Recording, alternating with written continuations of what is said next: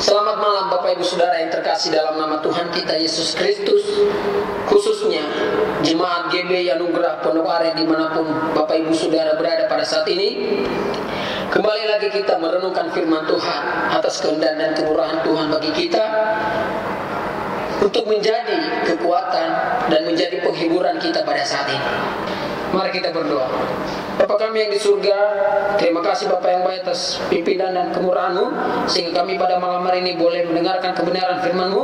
Dan biarlah firman-Mu Tuhan boleh menguatkan dan menghibur hati kami. Hamba-Mu banyak kekurangan kelemahan, pakailah Hamba-Mu pada malam hari ini untuk menyampaikan firman-Mu, sehingga kami boleh mengerti, memahami, dan boleh melakukannya dalam kehidupan kami. Kami serahkan dalam tangan kasih-Mu Tuhan. Kami siap mendengarkan kebenaran firman-Mu. Di dalam nama Tuhan Yesus kami berdoa dan mengucap syukur. Amin. Bapak Ibu Saudara yang terkasih dalam nama Tuhan kita Yesus Kristus, kita merenungkan firman Tuhan pada malam hari ini yang terambil dari 1 Petrus pasal yang keempat ayat yang ke-7. 1 Petrus pasal yang keempat ayat yang ke-7. Demikian firman Tuhan. Kesudahan segala sesuatu sudah dekat. Karena itu, kuasailah dirimu dan jadilah tenang, supaya kamu dapat berdoa. Bapak Ibu Saudara yang terkasih dalam nama Tuhan kita Yesus Kristus, kita tahu saat ini tim medis yang sedang berjibaku untuk menolong saudara-saudara kita yang kena virus corona. Dan dalam situasi sulit ini, mereka punya cara untuk menghindari orang-orang yang kena virus corona ini supaya tidak terinfeksi dengan yang lain. Mereka punya cara supaya orang ini dapat tertutup, supaya orang ini tidak bisa kemana-mana dan tidak menyebarkan virus. Dan itu situasi sulit, dan mereka punya cara supaya yang lainnya tidak terinfeksi. Demikian juga dengan firman Tuhan pada malam hari ini yang akan kita renungkan Bapak Ibu Saudara. Yang akan saya berikan tema bagi kita adalah cara berdoa dalam kesulitan. Cara berdoa dalam kesulitan. Bagaimana cara kita berdoa dalam situasi saat ini? Kadang-kadang orang susah untuk melakukan sesuatu karena hal yang sulit. Kadang-kadang orang susah melakukan sesuatu karena memang situasinya tidak memungkinkan. Tapi jangan khawatir Bapak Ibu Saudara yang terkasih, firman Tuhan akan mengajar kita malam ini yang kita renungkan. Yang pertama Bapak Ibu Saudara terkasih, cara berdoa dalam situasi saat ini yang pertama adalah menguasai diri. Menguasai diri artinya memiliki pengendalian diri yang tinggi dan tidak terpengaruh. Situasi saat ini Bapak Ibu Saudara bisa membuat kita terpengaruh. Situasinya yang tadinya baik, situasinya yang mungkin tadi kita tenang, tidak ada masalah, kita bisa terpengaruh dengan situasi saat ini, dengan masalah-masalah saat ini. Salah satunya sekarang kita tidak bisa kemana-mana, itu bisa mempengaruhi kita. Yang biasanya kita berdoa kepada Tuhan, yang biasanya kita berhubungan dengan Tuhan, dengan situasi saat ini kita terpengaruh dan kita tidak bisa melakukan hal-hal yang baik untuk Tuhan. Karena kenapa? Karena kita tidak menguasai diri kita. Kita juga bisa menguasai diri kita dalam keadaan seperti ini saat ini, yaitu berita-berita hoax. Kita melihat berita yang mungkin itu di sana belum tentu benar. Kita terpengaruh, bahkan kita terbawa emosi dalam keadaan situasi itu. Karena kenapa saudara? Kita terpengaruh. Mari Bapak Ibu Saudara yang dikasih oleh Tuhan, saat ini satu-satunya yang bisa kita lakukan adalah berdoa kepada Tuhan, minta pertolongan Tuhan. Dan kita harus menguasai diri kita supaya kita bisa berdoa, fokus menyampaikan apa yang menjadi keluh kesah kita kepada Tuhan. Penguasaan diri penting. Jangan emosi, jangan terpengaruh hal-hal di luar sana. Jangan terpengaruh dengan yaitu Bapak Ibu Saudara mungkin memikirkan keluarga, memikirkan apa yang kita makan, bagaimana hari esok, bagaimana bisa saya keluar, semuanya ditutup. Jangan kita terpengaruh. Mari kita menguasai diri kita supaya kita bisa berdoa. Bapak Ibu Saudara yang kasih oleh Tuhan, salah satu contoh dalam Alkitab yang begitu menguasai diri dalam situasi yang sangat sulit yaitu Daniel.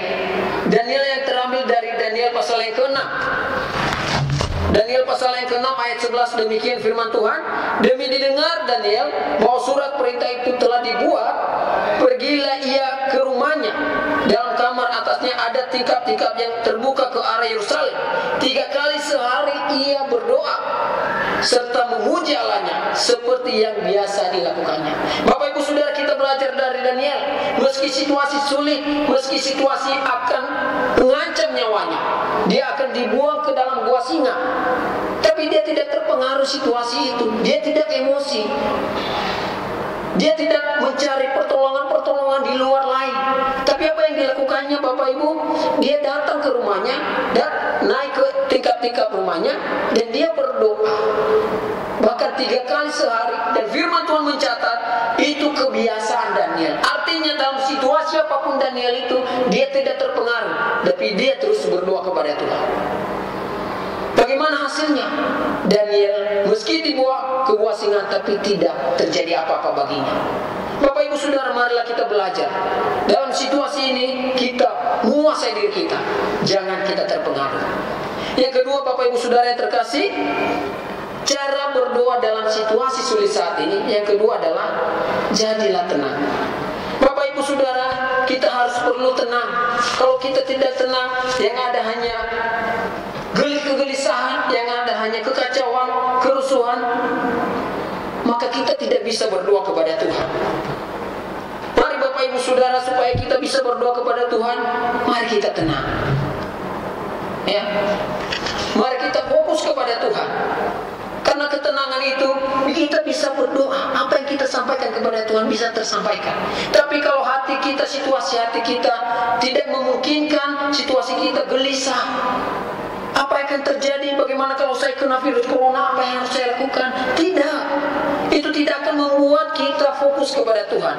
Itu tidak akan mengarahkan kita menjadi lebih baik lagi. Tidak. Malah kita akan terpuruk. Tapi firman Tuhan mengatakan bahwa mari kita tenang supaya kita bisa berdoa kepada Tuhan.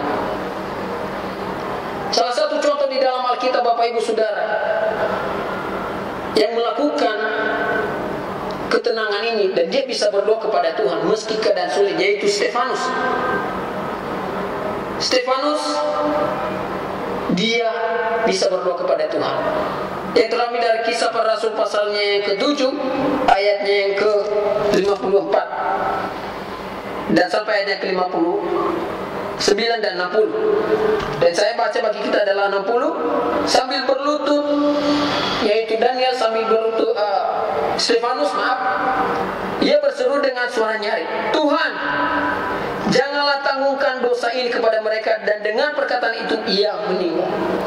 Bapak Ibu Saudara dikasihi oleh Tuhan, siapa sih yang bisa berdoa dalam situasi seperti itu? Siapa yang bisa mengucapkan kata-kata saat itu?